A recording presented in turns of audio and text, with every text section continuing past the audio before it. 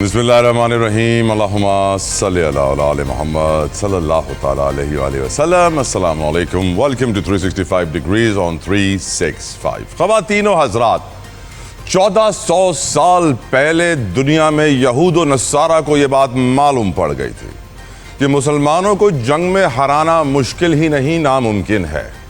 इसीलिए उन्होंने वो फार्मूला तरतीब दिया जिसकी वजह से नबी करीम सल्लल्लाहु अलैहि वसल्लम ये फरमा कर गए थे कि मेरी उम्मत में 73 फ़िरके होंगे, सारे जहन्नमी होंगे सिवाय एक के। फ़ौरन से पूछा गया, या रसूलल्लाह कौन होगा, वो कौन सा फ़िरका होगा एक? तो ये नहीं कहा गया कि जो नमाज ज़्यादा पढ़ेगा, जो कुरान ज़्यादा पढ़ेगा, जो इबादत ज़्यादा करेगा, जो अल्लाह को राज़ी ज़्यादा करेगा। कहा क्या गया, इस पर गौर कीजिएगा। कहा गया जिसने मेरी और मेरे सहाबा की इताअत और पैरवी की। बहुत ज़रूरी है ये समझना, जो दुनिया बहुत पहले समझ गई थी, पर हम मुसलमान कुछ भूल से गए हैं इस बात को कि मुसलमानों को कमज़ोर करने के लिए, मुसलमानों की बुनियाद खोखली करने के लिए मुसलमानों को मुसलमानों से लड़वाया गया। दुनिया का शैतान इज़राइल मुसलसल ये चाह रहा था कि गज़ा की नस्ल कुशी के ऊपर दुनिया की आवाज़ खामोश करा दी जाए। उसने करा दी। मलिया लोधी साहिबा लिखती हैं कि ईरान जंग की वजह से गज़ा के ऊपर अब बात ही नहीं हो रही है। गज़ा को कम्प्लीटली इग्नोर कर दिया गया है। ये भी हम जानते हैं कि जो सऊदी अरब और यमन के दरमियान सिचुएशन अब क्रिएट हुई है। सऊदी अरब की यमन से जंग ख़त्म हुए काफ़ी साल हो गए। 4 साल पहले सीज़ फायर हो गया था। 2014 में ये जंग तकरीबन शुरू हुई थी और काफ़ी सालों तक जारी रही और 2022 में सीज़ फायर हुआ। 4 साल तक सीज़ फायर रहा और अब ख़बर आती है कि यमन पर दोबारा सऊदी अरब के हमले हुए हैं। यमन ने भी जवाबी हमले कर दिए हैं सऊदी अरब के ऊपर और ये सूरत हाल अब दोबारा कशीदा हो रही है। सऊदी अरब ने यमन के एयरपोर्ट, सना के एयरपोर्ट पे हमले उस वक्त किए जब ईरान से एक फ़्लाइट जो डेलीगेशन शहीद ख़ामनाई की जनाजे को अटेंड करने के लिए गया था, वो वापस आ रहा था। तो उसकी लैंडिंग से कुछ 5-10-15 मिनट पहले बताया जा रहा है कि यमन के एयरपोर्ट सना पर जो है ये हमला सऊदी अरब की जानिब से किया गया, जिसके बाद जहाज़ की डायरेक्शन दूसरे एयरपोर्ट की तरफ कर दी गई। सऊदी अरब और यमन इस वक्त सेंसिटिव होना क्या वजूहात हैं, ये भी आपको बताना ज़रूरी है। क्योंकि स्ट्रेट ऑफ हॉर्मोज़ बंद है, तो सऊदी अरब के पास 2 रूट थे। एक स्ट्रेट ऑफ हॉर्मोज़ से तेल एक्सपोर्ट करने का, क्योंकि तेल से ही हुकूमत चलती है, बादशाह चलती है। दूसरा रेड सी के रास्ते से। रेड सी का जो रास्ता है वो यमन से गुजरता है और वो भी एक पतली गली ही है स्ट्रेट ऑफ हॉर्मोज़ की तरह। और अगर वहाँ पे जो बाकी हूथीज़ हैं वो स्ट्रेट ऑफ हॉर्मोज़ के ही तरीके कार के ऊपर वो गली भी बंद कर दें तो सऊदी अरब की इकॉनमी के ऊपर बहुत बड़ा झटका आएगा। वो अपना तेल एक्सपोर्ट नहीं कर सकेगा। साथ साथ ऑडिटर जनरल ऑफ पाकिस्तान की रिपोर्ट से हमें कुछ और भी डेटा मिल रहा है, नए नुकात सामने आ रहे हैं। बड़े तज्ज़ियाकार ये कहते हैं कि जब ख़बरों के अंदर बड़ी बड़ी पगड़ियाँ उछाली जा रही हों और बड़े बड़े लोगों के स्कैंडल सामने आ रहे हों और बड़ी बड़ी करप्शन की स्टोरियाँ सामने आ रही हों, तो उन तज्ज़ियाकारों के मुताबिक हुकूमत बदलने वाली है और इजाज़त मिल गई है कि उस हुकूमत को कमज़ोर किया जाए इन खबरों के ज़रिए। नैरेटिव वॉर भी जिसे कहा जाता है। तो खैर, अब इस ऑडिटर जनरल ऑफ पाकिस्तान की रिपोर्ट, जिसका हम कई सालों से हम इस रिपोर्ट को मिसिंग पा रहे थे, लेकिन इस साल ये रिपोर्ट काफ़ी एक्टिव नज़र आई है। हुकूमत की जो मामलात हैं उनको बेनकाब किया जा रहा है। 75 अरब का अमाउंट है, रिपोर्ट में बताया गया, जिसका हिसाब ही नहीं दिया गया। ये तरक्याती फ़ंड है और ये फ़ंड पाकिस्तान पायदार तरक्की अहदाफ प्रोग्राम के तहत रिलीज़ किया गया। 4 सूबों की तरक्याती स्कीमों के लिए जारी किए गए 75 अरब रुपए के तरक्याती फ़ंड्स कहाँ गए, किसी को मालूम नहीं। ऑडिटर जनरल को जवाब नहीं मिल सका। फ़ंड्स 25 वफाकी वजारतों, डिवीजन्स, अरकान पार्लियामेंट, सूबाई हुकूमतों और मातहत इदारों को जारी हुए थे। सब में तकसीम हुए, किसी ने नहीं बताया कहाँ लगे। कोई रिपोर्ट नहीं मिली, कोई कुछ कंप्लीशन, कोई फाइनलाइजेशन, कोई feasibility, nothing is been given. इससे मालूम पड़ जाता है पाकिस्तान में करप्शन का मयार क्या है। इसके अलावा जो दूसरा मसला पाकिस्तान का है वो दहशत गर्दी है। हम जानते हैं कराची में पुलिस ने बड़ी कार्रवाई की है। सिंध पुलिस ज़िया अंजार साहब की लीडरशिप में हमने आज बड़ी अहम प्रेस कॉन्फ्रेंस देखी। अहम तरीन ख़तरनाक तरीन दहशत गर्दों को पकड़ा गया है, उनके वीडियो बयान दिखाए गए हैं। लेकिन जो इस वक्त ये बात पाकिस्तानियों को परेशान कर रही है कि दहशत गर्द कराची से लेकर कश्मीर तक पहुँचे हुए हैं और पाकिस्तान दहशतगर्दी की लपेट में आज भी गुजर रहा है। जिस तरह हम पिछले 10, 15, 20 सालों से दहशतगर्दी देख रहे हैं, बहुत सारे ऑपरेशन हो चुके हैं। इस वक्त भी बलोचिस्तान में ऑपरेशन शाबान जारी है, but sadly there is no permanent solution in site as yet. अभी तक हमें यह नज़र नहीं आ रहा कि वो दिन कब आएगा कि जब हम दहशतगर्दों से मुकम्मल तौर पर निजात पाएंगे, उनका कला कमा कर देंगे। गुफ्तगू का आगाज़ करना चाहूँगा, मज़ीद अपने मुअज़्ज़ज़ मेहमानों को इंतज़ार नहीं करवाना चाहता। موجود ہیں احمد اویس صاحب، پاکستان تحریک انصاف کے رہنما، ماہر قانون، ہمیشہ ہمارا عزت میں اضافہ کرتے ہیں پروگرام کا حصہ بن کے۔ احمد صاحب السلام علیکم، بہت شکریہ آپ کے وقت کے لیے سر، جزاک اللہ خیر۔ میرے ساتھ موجود ہیں علی گوہر بلوچ صاحب فرام PMLN، بلوچ صاحب السلام علیکم، بہت شکریہ آپ کے وقت کے لیے۔ اینڈ سیدہ شہلا رضا صاحبہ، ون آف مائی فیوریٹس، السلام علیکم شہلا صاحبہ، بہت شکریہ آپ کے وقت کے لیے، جزاک اللہ خیر۔ شہلا صاحبہ، آپ سے شروع کرنا چاہوں گا میں گفتگو۔ یہود و نصارہ کو 1400 سال پہلے یہ بات معلوم پڑ گئی تھی کہ مسلمانوں کو اگر مسلمانوں سے نہیں لڑوایا گیا تو ہم ان کو شکست نہیں دے سکتے۔ آج جب سعودی عرب یمن پہ دوبارہ حملے کر رہا ہے، یمن جوابی وار کر رہا ہے، یمن سے ہی اب ایک راستہ گزرتا ہے جس سے سعودی عرب اپنا تیل بھی ایکسپورٹ کر رہا ہے۔ اگر اسٹریٹ آف ہرمز والا ہی طریقہ کار یہاں بھی اپنایا گیا تو سعودی عرب کے لیے پرابلم بڑھ جائے گی۔ لیکن جو میرا کنسرن ہے وہ یہ ہے کہ آج بھی مسلمانوں کو مسلمانوں سے لڑوانے کی سازش دنیا میں اوپنلی کی جا رہی ہے، اور ہم مسلمان ہونے کے ناطے اس سازش کو سمجھ بھی نہیں رہے ہیں، اس کے بارے میں جانتے بھی نہیں ہیں، اس کے بارے میں بات بھی نہیں کر رہے ہیں۔ شہلا صاحبہ، آپ کا نظریہ اس اوپینین پہ؟ بہت شکریہ طلحہ۔ جس طرح یہود و نصارہ کو پتہ چل گیا کہ وہ ہم سے جنگ میں ہار جائیں گے، تو کیا مسلمانوں کو پتہ نہیں ہے کہ ہمیں بھی یہ حکم ہے کہ یہود و نصارہ تمہارے کبھی دوست نہیں ہو سکتے؟ ہم ان کی طرف دیکھنا کب بند کریں گے؟ ہم ان پہ کب تک ڈیپینڈ کریں گے؟ ہم کیوں نہیں اپنے ہاں ریسرچ کرتے؟ ہمارے ہاں کیوں نہیں ایک ہو جاتے جب ہمیں بھی معلوم ہے کہ ہمیں بھی بتایا گیا ہے کہ یہود و نصارہ تمہارے کبھی دوست نہیں ہو سکتے؟ اور میں تو اتنا ہی جانتی ہوں کہ جب آپ کا مسلمان بھائی جو ہے، اگر آپ اسے مسلمان سمجھتے ہیں، چلیے اگر آپ اسے مسلمان نہیں سمجھتے لیکن اگر آپ اسے انسان سمجھتے ہیں، تو اس کو اگر آپ کی ضرورت ہے تو نماز کی قضا ہے۔ مصلی پہ سر جھکائے رکھنا اس وقت عبادت نہیں ہے، انسان کی مدد کرنا عبادت ہے۔ ڈیسائیڈ کریے کہ کیا ظلم ہو رہا ہے یا نہیں۔ جب کوئی سڑک پر ایکسیڈنٹ ہوتا ہے تو کیا ہم میں سے کوئی یہ سوچتا ہے کہ یہ جس کا ایکسیڈنٹ ہوا ہے یہ مسلمان ہے یا کچھ ہے؟ کیا اس کی طرف دوڑنا نہیں چاہیے؟ کیا اس کو لے کے ہاسپٹل کی طرف نہیں جانا چاہیے؟ تو پہلے آپ یہ ڈیسائیڈ کریں کہ آپ کی بحیثیت مسلمان نہیں تو میں تو ایسی ہوں کہ میں سوچتی ہوں انسان مسلمان ہونے کی وجہ سے بہت زیادہ ہے، کیونکہ انسانیت ہم نے اپنے مذہب سے ہی سیکھی ہے۔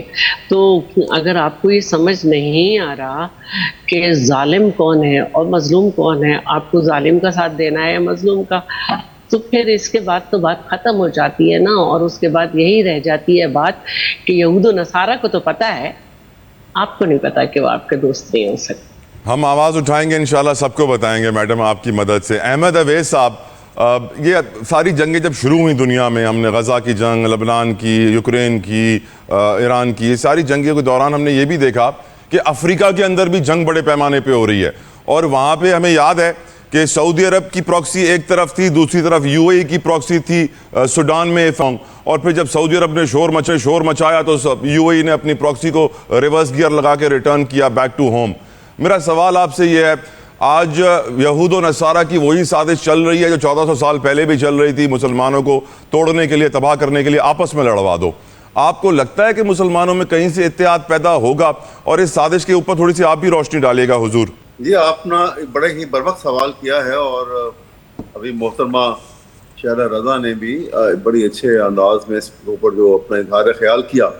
دیکھیے، بات یہ ہے کہ یہ سمجھ تو سب کو ہے، کون سا مسلمان ہوگا اور کون سا عالم دین ہوگا کسی بھی فرقے سے۔ ابھی آپ نے 73 فرقوں کی بات کی ہے، اس میں کوئی شک نہیں ہے کہ وہ علامہ نے جیسے کہا تھا کہ فرقہ بندی ہے کہیں اور کہیں ذاتیں ہیں، کیا زمانے میں پنپنے کی یہی باتیں ہیں؟ یہ فرقہ بندی میں اب کوئی عالم دین کو سامنے رکھ دیجیے، اور ہر مسلمان پہ بھی فرض ہے کہ قرآن شریف اس نے پڑھا ہو، سملری پڑھا ہو، تو سورہ معاہدہ کے اندر بڑا واضح الفاظ میں لکھا ہے کہ یہود و نصارہ تمہارے دوست نہیں ہو سکتے، اور جو مسلمان ان کے ساتھ مل کے اپنے آپ کو بڑا بنانے کی کوشش کرے گا وہ تم میں سے نہیں ہے۔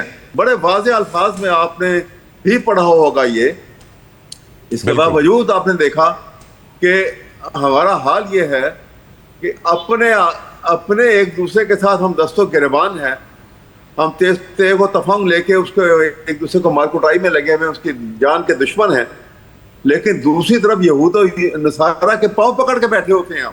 احمد صاحب تو سعودی عرب اور یمن کے درمیان، سعودی عرب اور جو یمن کے درمیان شروع ہوا ہے، اس کے اوپر تھوڑی سی بات کیجئے گا حضور، آپ کا اس کے اوپر پوائنٹ آف ویو.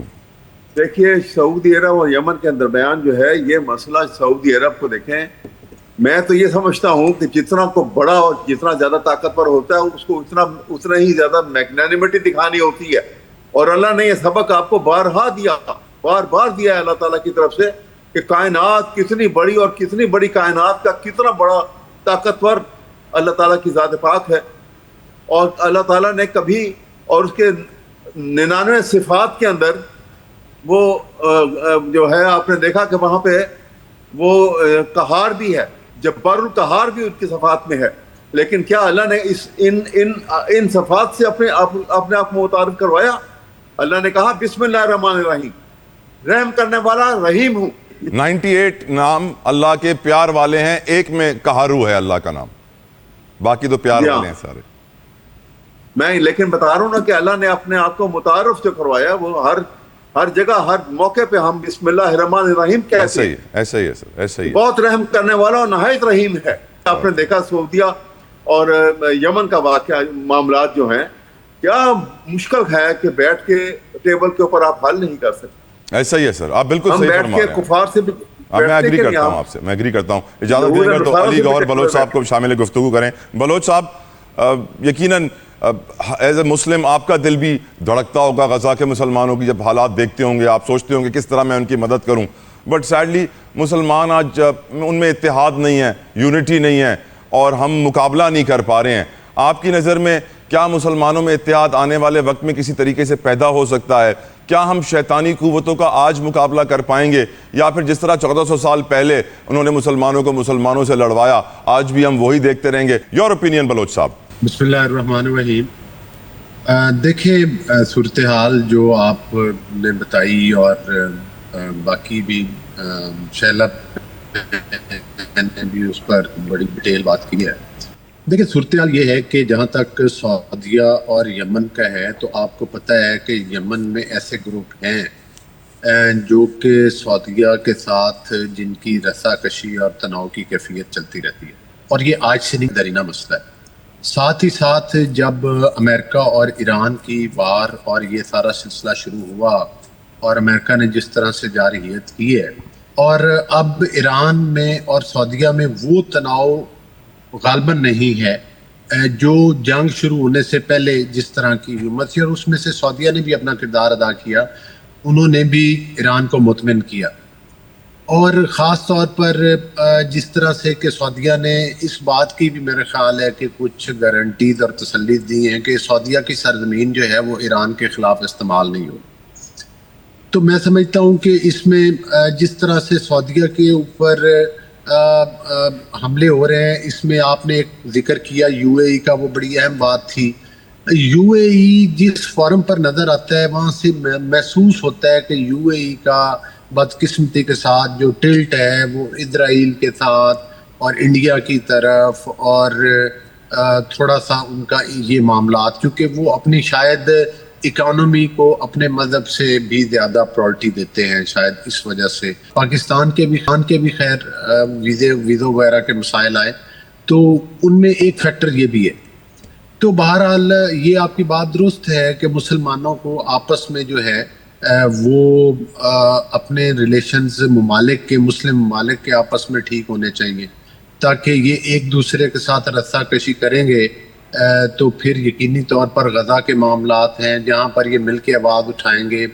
ایک چیز تو ہے جب ہم کہتے ہیں کہ مسلمان اکٹھے ہو جائیں، ایک اور چیز کا بھی میں آپ کی بات کے ساتھ ایک بات ایڈ کرنا چاہوں گا کہ جو ٹیکنالوجی، جو ترقی، جو مطلب ہے کہ جو ٹیکنالوجی کے میدان میں جو ترقی تھی، وہ بدقسمتی سے کئی مسلمان ممالک پر پیسہ تو بہت آیا، لیکن ہم اس میدان میں، ریسرچ کے میدان میں ہمارے وہ ممالک بھی پیچھے نظر آتے ہیں کافی زیادہ. تو اس پر مسلمانوں کا بھی قصور کسی حد تک ہے کہ ہم جب ہر چیز میں جو ہے وہ محتاج ہوں گے دیگر ٹیکنالوجیز کی، دوسروں کی قوتوں اور طاقتوں کے ہم برہنہ منت ہوں گے پیسے کے باوجود، اور ان چیزوں کے اوپر پیسہ نہیں خرچ کریں گے، تو میرا خیال ہے کہ پھر ہم یہود و نصارہ کو بھی کوستے رہے. ٹھیک ہے اللہ تعالیٰ کی ذات نے بالکل نشاندہی کی ہے اور وہ تو بالکل ٹھیک ہے کہ وہ آپ کے دوست نہیں ہو سکتے, لیکن پوری دنیا کے نظام کے اندر آپ نے ایک خاص حکمت عملی کے ساتھ چلنا ہوتا ہے جہاں پر آپ نے اپنی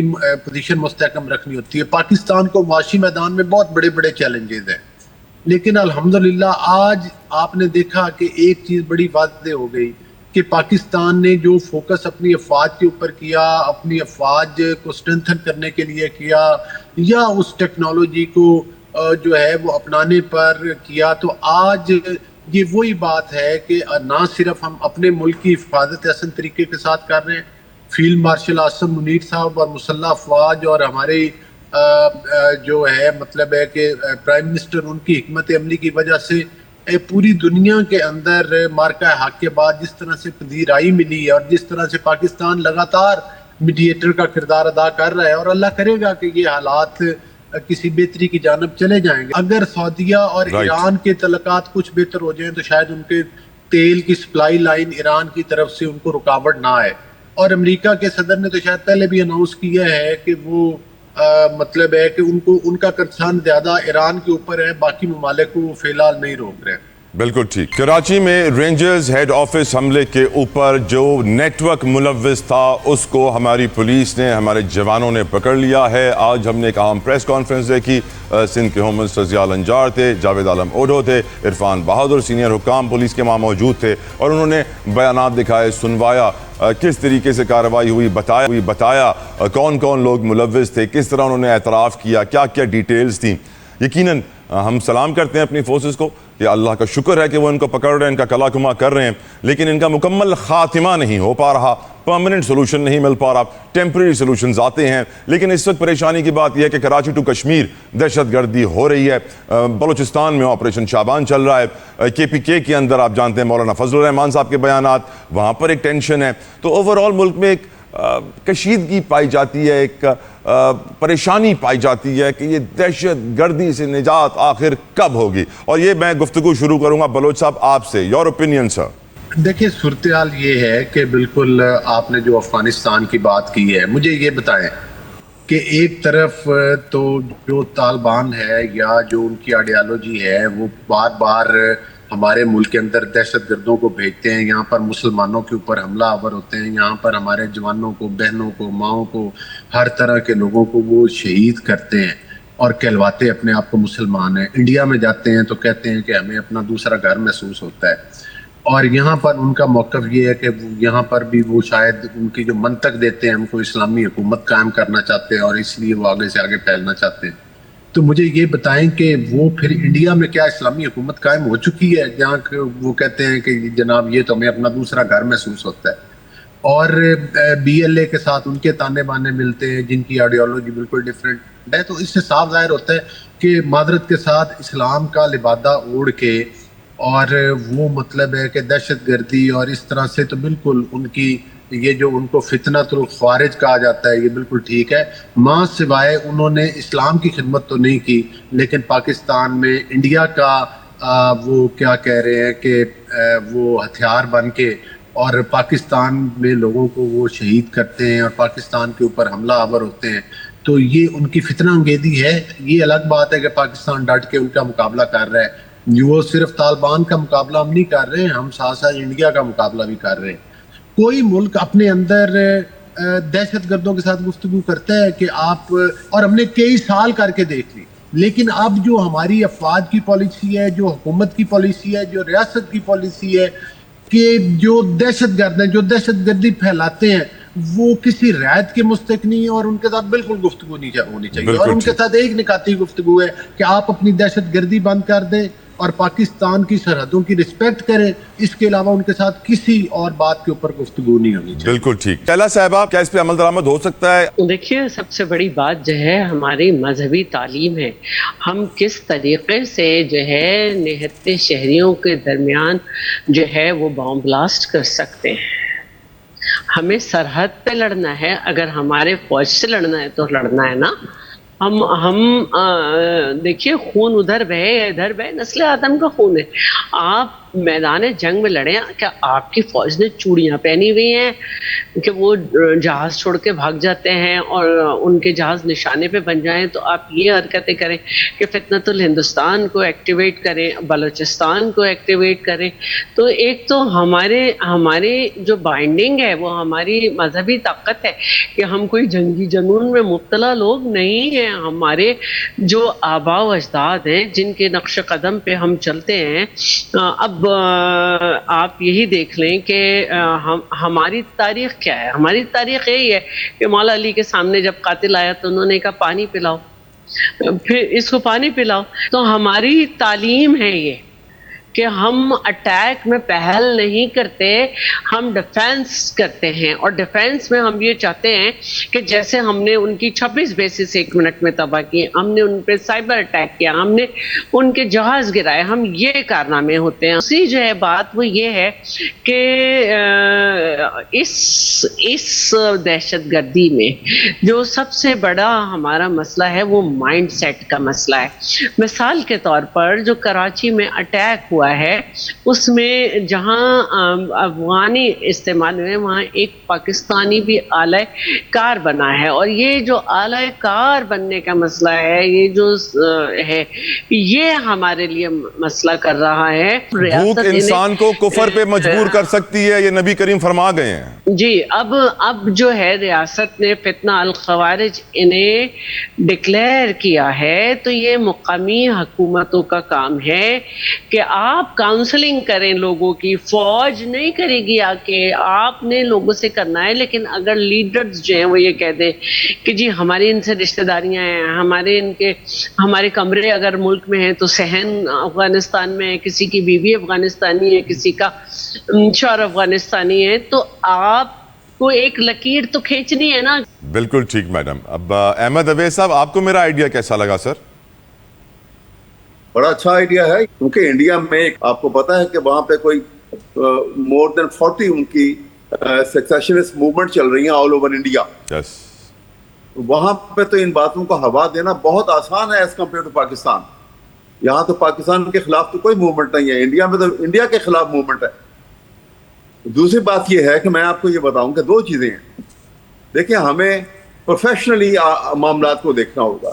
ابھی جس کراچی کے معاملات کے اوپر ابھی بڑی اچھی اظہار خیال علی گوہر صاحب نے بھی کیا اور محترمہ نے بھی یہ ساری بات کی. لیکن میں کہتا ہوں کہ آپ نے ایک پاکستانی کو پکڑ لیا کہ جی یہ وہاں ہم نے ایک گروپ پکڑ لیا اور آپ سزا دیں گے اور بڑا کام کیا. دوسری بات یہ ہے کہ جو افغانستان سے یا کے راستے سے وہ بلوچستان میں یا کے پی کے اندر انٹر ہو, پاکستان کی فوج یقیناً اور کر رہی ہے اور آئندہ بھی آئرن فسٹ کے ساتھ اس کو ڈیل کرے اور بالکل لحاظ نہیں کرنے کی ذرا برابر بھی پوری طرح سے ان کے ساتھ نپٹا جائے اور نپٹ رہے ہیں. بالکل ٹھیک, بالکل ٹھیک. پاکستان پائیدار ترقی اہداف 2024-25 کے تحت 75 ارب روپے جاری کیے گئے. یہ 75 ارب روپے ترقیاتی فنڈز کے نام پر 25 وفاقی وزارتوں, ڈویژنز, اراکین پارلیمنٹ, صوبائی حکومت اور ماتحت اداروں کو جاری کیے گئے. پر آڈیٹر جنرل آف پاکستان کی رپورٹ کہہ رہی ہے کہ ان 75 ارب روپے کا کوئی بھی حساب نہیں ہے. اس سے اندازہ ہوتا ہے کہ قرضوں پر چلنے والی حکومت جس کے پاس اپنی تنخواہ اور پینشن کے پیسے نہیں, وہ حکومت جس کے حکمرانی میں غربت آدھی آبادی کو اپنی لپیٹ میں لے چکی ہے, بے روزگار نوجوان 80 لاکھ ہیں, مہنگائی آسمان پہ, پیٹرول, بجلی, گیس کی قیمتیں آسمان پہ. پاکستانی صرف ایک ہی خواب دیکھتے ہیں, کس طرح پاکستان سے باہر نکلوں. لیکن پھر بھی وہ حکومت نہ اپنے شانہ خرچ کم کرتی ہے, نہ کرپشن, نہ مس مینجمنٹ, نہ بیڈ گورننس, اور پھر کہا جاتا ہے کہ میڈیا خامخواہ شور مچاتا ہے. لیکن یہ میں اللہ کا شکر ادا کرتا ہوں کہ آڈیٹر جنرل آف پاکستان کی رپورٹ منظر عام پر آنا شروع ہوئی ہے, نہیں تو کئی سالوں تک تو یہ غائب تھی. دیکھتے ہیں اس کا رزلٹ بھی کیا نکلے گا, کو پکڑا جائے گا کہ نہیں. لیکن یہ گفتگو احمد اویس صاحب آپ سے شروع کروں گا. یہ 75 ارب روپے کا حساب ہی نہیں دیا جا رہا, اور نہ جانے کتنے ایسے 75,000 ارب ہوں گے جو پاکستان کی تاریخ میں نگل لیے گئے ہوں گے. آپ کی نظر میں ہم کس طرف جا رہے ہیں؟ کوئی امید دیں گے آپ نوجوانوں کو, غریبوں کو, مستقبل کے معماروں کو؟ آپ کو یاد دلاؤں, پچھلے سال جولائی میں بھی رپورٹ آئی تھی, آڈیٹر جنرل پاکستان کی بھی آئی تھی اور آڈیٹر جنرل پنجاب کی بھی آئی تھی رپورٹ, اور ہیوج جی احمد گئی تھی, آپ کو یاد ہوگا نہیں کی گئی تھی, پہلے واپس بھیجا گیا تھا, وہ ٹریلینز کی تھی, اور پنجاب کی بھی 1.25 ٹریلین کی تھی. اتنی ہیوج میجرمنٹ ہوئی ہے اور ریگولیرٹی ہوئی, کسی نے نہیں پوچھا. تو پھر ہم آگے کی طرف ہی جائیں گے نا, جب کسی نے نہیں پوچھا تو یہ 75 ارب کی اور آ گئی, پوچھنے والا کوئی نہیں. اب عدالتیں تھیں کہ سو موٹر نوٹس لے سکتی تھی, ان کو تو آپ نے گلے دبا دیے ان کے.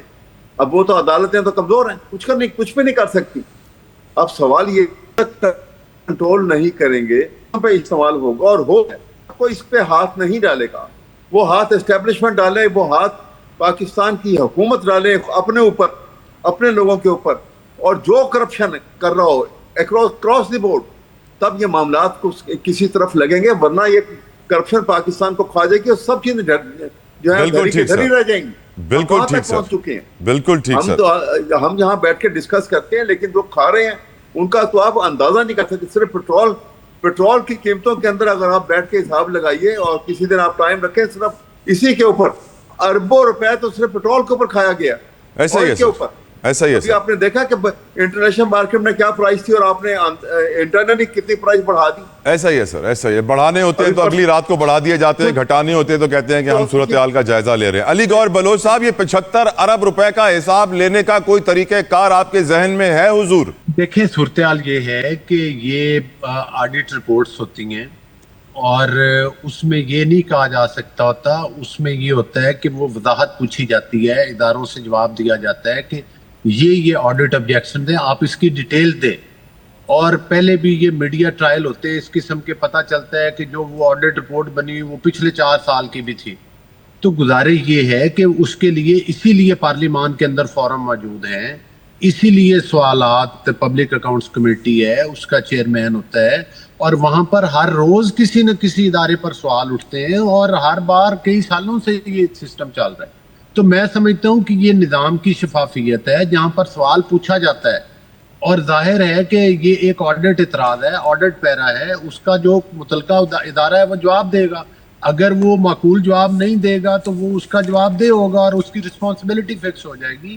تو یہ ایک روٹین میٹر ہے. دوسری بات یہ ہے کہ صرف محض ٹی وی پر بیٹھ کر یہ بیان دے دینا بغیر کسی تحقیق کے, بغیر کسی ثبوت کے, فلاں اتنے تیل میں کھا گیا, فلاں اتنے ارب کھا گیا.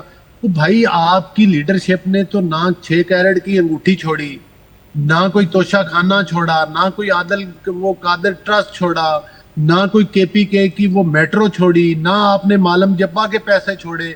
مطلب کتنی طویل لسٹ ہے, اگر میں گنوانا شروع کروں. آپ کس چیز کا بھاشن دیتے ہیں ٹی وی پر؟ بالکل ٹھیک سر, بالکل. پہلے اپنے گریبان کے اندر تو جھانکیں کہ آپ لوگوں کا کردار کیا ہے. بالکل تو ٹھیک سر, ظاہر ہے اپنے کردار کے اوپر دینا چاہیے. اور میں سمجھتا ہوں کہ یہ آڈٹ کی جو رپورٹ ہے, اگر یہ درست ہوئی اور اس کا وہ جواب نہ دے سکے تو ضرور رسپانسبلٹی فکس ہوگی. بالکل ٹھیک. آپ کے لیے پڑھ بھی دیتا ہوں سر تھوڑی سی. کابینہ ڈویژن متعلقہ اداروں سے منصوبوں کی ماہانہ پیش رفت رپورٹس حاصل کرنے میں ناکام, منصوبوں کی تکمیل کے سرٹیفکیٹس بھی فراہم نہیں کیے گئے. کابینہ ڈویژن آڈٹ کو یہ بھی آگاہ کرنے میں ناکام رہا کہ یہ فنڈز کن منصوبوں پر خرچ ہوئے. پروگرام کا مقصد پسماندہ اور کم ترین علاقوں کو ترقی فراہم کرنا تھا. شیلا صاحبہ, آپ کی نظر میں یہ 75 ارب روپے تو کبھی واپس نہیں آئیں گے. مجھے وہ جملہ یاد آ جاتا ہے IMF کا کہ وہ جو 5300 ارب کی چوری تھی, that was just the tip of the iceberg. اصل چوری کا اماؤنٹ تو بہت بڑا ہے. شیلا صاحبہ, یور اوپینین میڈم. میرا کچھ بجٹ سے تھوڑے دنوں پہلے ایک اکاؤنٹیبلٹی آر میں کوشچن تھا کہ کتنے ڈپارٹمنٹ کی جو ہے آڈٹ ہو گئی ہے اور کتنے کی باقی ہے. تو اس میں بہت کم کی آئی تھی. تو اس میں نے یہ سوال کیا تھا, جو میرا سپلیمنٹری سوال تھا, کہ کیا بجٹ سے پہلے یہ سب چیزوں کی آڈٹ مکمل ہو جائے گی.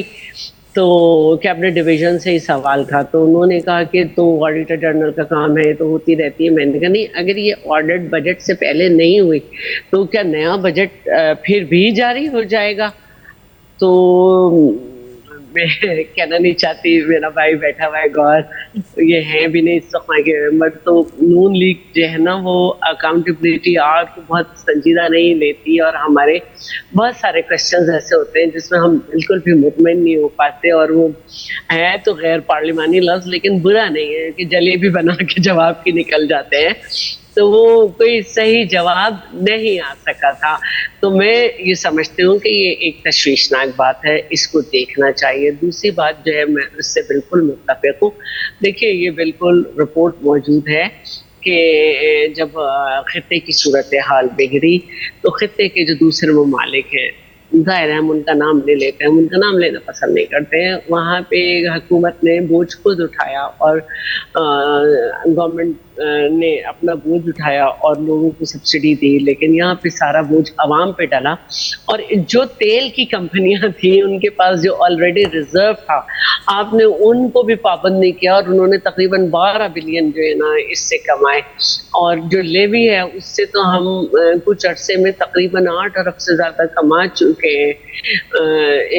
تو میں نے شاید 12 بلین کم کہے, زیادہ ہوں گے, میں تھوڑا بھول گئی ہوں فگر, ظاہر انسان ہے. اور تیل کی کمپنیوں نے کو بھی کمانے کا موقع دیا, خود بھی حکومت نے سبسڈی نہیں دی, اور جتنی قیمت عالمی مارکیٹ میں بڑھ رہی تھی اس سے زیادہ پاکستانیوں نے یہ بوجھ سہا ہے. تو یہ بہت ہی تکلیف دہ بات ہے. اب لیوی کی تو کہانی سب کو زبانی یاد ہو جانی چاہیے کہ 2010 میں سپر رین اور سپر فلڈ کے بعد یہ ون ٹائم لگائی گئی تھی, اور نون لیگ نے اس کو جگہ ٹیکس قرار دیا تھا, اور اس کو کہا تھا کہ ون ٹائم کیونکہ حالات ایکسٹراڈینری ہیں, آپ کا سارا ایگریکلچر ڈوب گیا ہے, سارے مسائل ہیں. لیکن اس کے بعد یہ ہر حکومت نے, چاہے پی ٹی آئی کی ہو اور نون لیگ کی ہو, اس کو کمانے کا ذریعہ بنایا ہوا ہے, اور بڑا ایک افسوس کا مقام ہے. آپ یقین کریں یہ فضول باتیں جو ہوتی رہتی ہیں بلز وغیرہ کی, بلو پاسپورٹ اور فلانا پاسپورٹ اور یہ اور وہ, ہم لوگ میں نے ہیں, اور جو میں 10 دفعہ سوچتی ہوں کہ مجھے کدھر جانا ہے کدھر نہیں جانا, بھائی میں اتنا پیٹرول کہاں سے افورڈ کروں. تو میں بھی اس میں رہتی ہوں کہ نہیں, مجھے اتنا نہیں پیٹرول پہ لگانا ہے, ٹھیک ہے ادھر کی نہیں جاتی ہوں میں. یہ عام آدمی جس کو کمانے کے لیے نکلنا ہے وہ کیا کرے. دوسرے ایل پی جی کی قیمتیں ہیں جو کہ بجٹ سے پہلے 1 کلو جو ہے اس پہ تقریباً 53 روپے کا اضافہ ہوا تھا. تو اب اگر آپ 2 کلو بھی استعمال کر لیتے ہیں تو اب مجھے بتائیں کھائیں کیا کمائیں کیا. اگر کوئی 500 روپے کماتا ہے دن میں تو اس کا کرائے میں کیا لگ جاتا ہے, وہ پکانے میں کیا لگائے گا. بالکل ٹھیک madam, out of time, sorry to interrupt. Thank you Sheela Raza صاحبہ, جزاک اللہ. احمد اویس صاحب, علی گور بلوچ صاحب, پروگرام کا وقت تمام. اپنا فیڈ بیک سوشل میڈیا پہ ضرور دیجیے گا, اپنا خیال رکھیے گا. I'll see you tomorrow. Until then, اللہ حافظ.